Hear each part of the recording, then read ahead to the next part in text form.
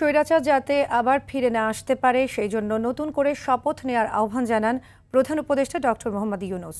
৩৬ দিনব্যাপী জুলাই ক্যালেন্ডার উদ্বোধন শেষে প্রধান উপদেষ্টার কার্যালয়ে তিনি এই আহ্বান জানান।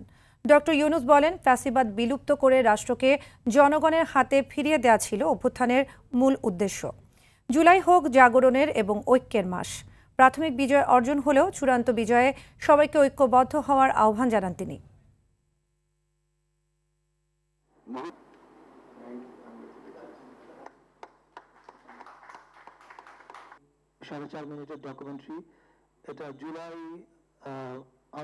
জুলাই ছিল দেশের গণতন্ত্র পুনরুদ্ধারের লড়াই এক অমোঘ ডাক।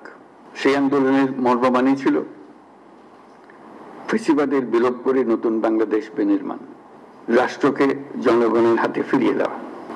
আমরা প্রতি বছর এই সময়কালটা উদযাপন করব, যাতে পরবর্তীতে 16 বছর আমাদের অপেক্ষা করতে না হয় আবার এই অভ্যুত্থান করার জন্য।